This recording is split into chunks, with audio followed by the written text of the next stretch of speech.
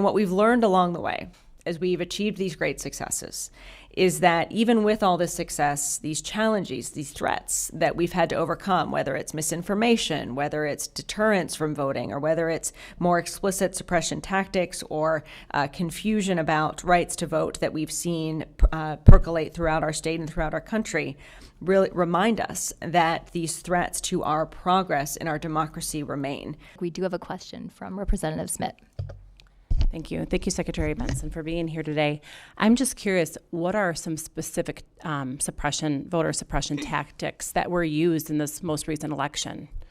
Well, we've certainly saw accounts that were widely covered in the public of people showing up to the polls to potentially threaten or intimidate people from participating in elections. Those, due to our field team, were quickly addressed so that they didn't metastasize.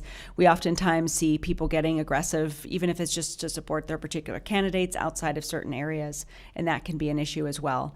The advancements of AI as well have created the potential for opportunities for people to mislead people about where to vote or where their precinct is, and so we need protections against those pieces as well.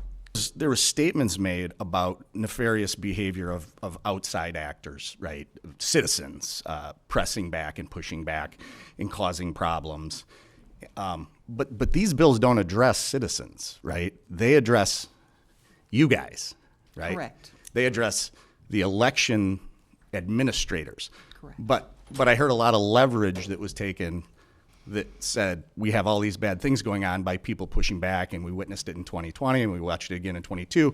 And in fact, Rep. Schmidt asked the question and we witnessed some examples in 24, but those were all outside people. Those were not people who were in the administration election. So I would ask to you guys, can you give me some examples of the internal behaviors and actions by clerks, by precinct chairs, by poll workers, by boards of canvassers that may have warranted even this examination of internal behavior?